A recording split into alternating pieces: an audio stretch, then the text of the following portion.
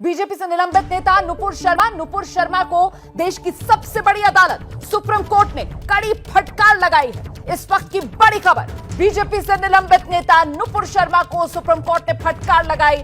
Supreme court ने कहा है, आपकी वजह से देश का माहौल बिगड़ा है, आपने देर से माफी मांगी और वो भी शर्त के साथ कि अगर किसी की भावना आहत हुई तो बयान वापस लेती हूं। हम सीधे रुक करते हैं, मेरे साथ मेरे सहयोगी अंकित गुप्ता इस वक्त मौजूद है। जरा जानते हैं अंकित गुप्ता की तरफ से ये पूरा मामला क्या है, किसकी याचिका जिस पर सुप्रीम कोर्ट की तरफ से ये बात कही गई है। अंकित, हमारा ये याचिका नुपुर शर्मा की है। नुपुर शर्मा ने कोर्ट में याचिका दायर कर, सुप्रीम कोर्ट में याचिका दायर कर कहा था कि उनके खिलाफ देश भर में मामले दर्ज किए जा रहे हैं और उनको जान से मारने की धमकी मिल रही है, रेप जैसी जो है धमकियां मिल रही हैं। लिहाजा जरूरी है कि देश भर में अलग अलग जो मामले दर्ज किए जा रहे हैं उन मामलों की सभी सुनवाई सुप्रीम कोर्ट के में ही होनी चाहिए या दिल्ली ट्रांसफर कर दी जाए। तो उस पर जो सुप्रीम कोर्ट ने कहा है, उसी मामले पर सुनवाई करते हुए एक तरीके से फटकार लगाई है।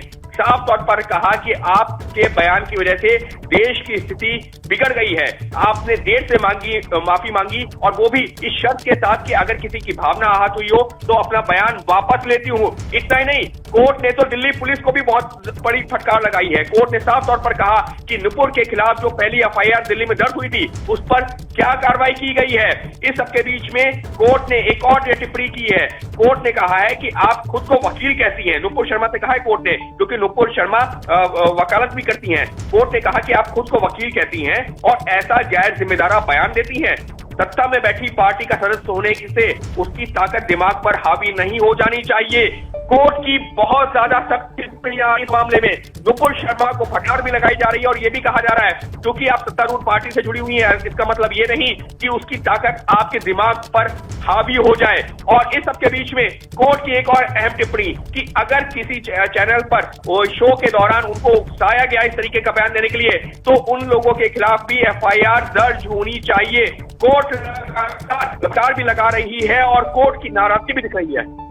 बड़ी जानकारी इस वक्त मेरे सहयोगी अंकित गुप्ता दे रहे हैं। बीजेपी से निलंबित नेता नुपुर शर्मा ने ही याचिका सुप्रीम कोर्ट में लगाई थी और इस याचिका पर ही सुनवाई के दौरान सुप्रीम कोर्ट की नुपुर शर्मा को ही कड़ी फटकार। खुद को वकील देती हैं, फिर भी इस तरीके के भड़काऊ बयान देती हैं।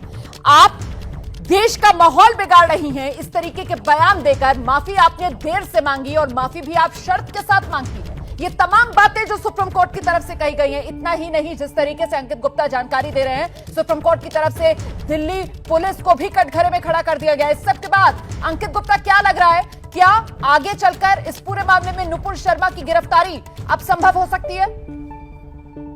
जिस तरीके से सुप्रीम कोर्ट की फटकार है, निश्चित तौर पर अब नुपुर शर्मा की मुश्किलें और ज्यादा बढ़ गई हैं क्योंकि सुप्रीम कोर्ट ने दिल्ली पुलिस को भी कटघरे में खड़ा किया है कि जब पहली एफआईआर दर्ज हो गई थी तो उसके बाद ही क्या कार्रवाई की गई। दिल्ली पुलिस के लिए भी जवाब देना मुश्किल होगा क्योंकि दिल्ली पुलिस ने इस मामले में एफआईआर तो जरूर दर्ज कर ली लेकिन अब तक उस तरीके की कोई कार्रवाई नहीं देखने को मिली है। हालांकि दिल्ली पुलिस लगातार ये कह रही है कि हम जो है जांच को आगे बढ़ा रहे हैं, जो भी उचित कार्रवाई होगी की जाएगी। लेकिन कोर्ट की नाराजगी इसी चीज को लेकर के है कि एफआईआर दर्ज करने के बाद क्या किया गया। लेकिन उससे बड़ी अगर टिप्पणी मैं बात करूं तो रोमाना, जिस तरीके से कोर्ट ने भी इसको गंभीरता से लेते हुए कहा है कि आपके चलते देश की स्थिति बिगड़ी हुई है।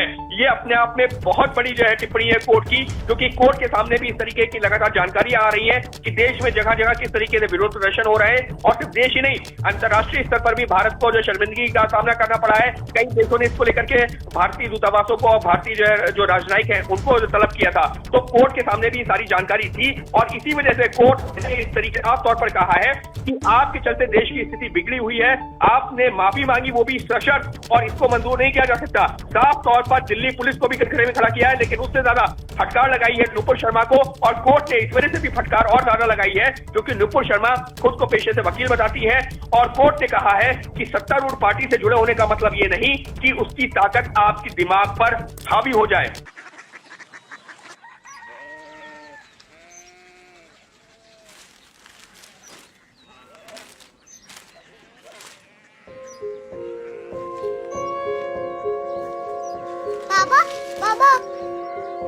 कोरिया सिटी জানি না।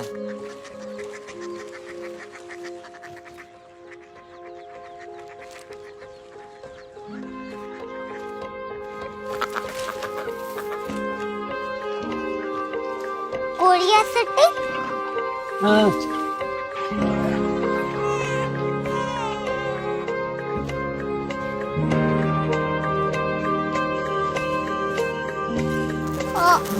कोरिया सिटी कहाँ पे है? शहर अंग्रेजी लगे हैं।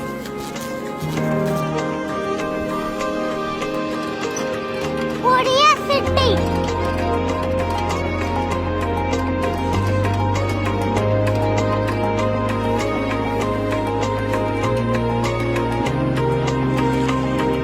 वो बहुत दूर है।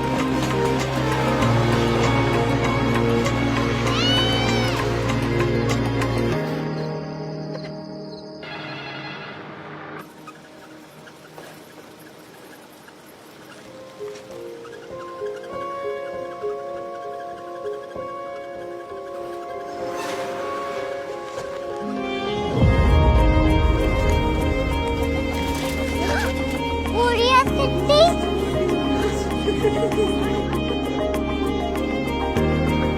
दुनिया को कुछ लोग बड़े होते हैं। कोरिया सिटी कहाँ है? प्रोफेसर साहब को पता होगा।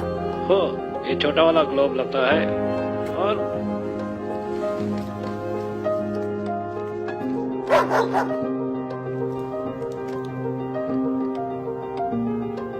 पता नहीं, मेरी बेटी से जाके मिल लो, शायद उसे मालूम हो।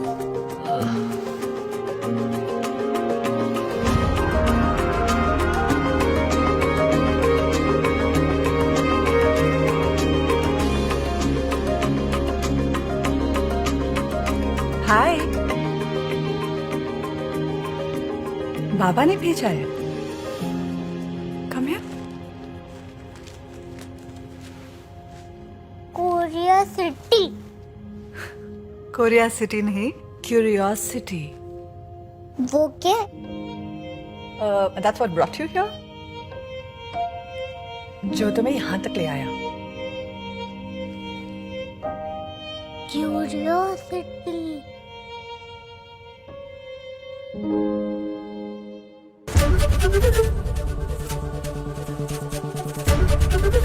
एबीपी न्यूज आपको रखे आगे।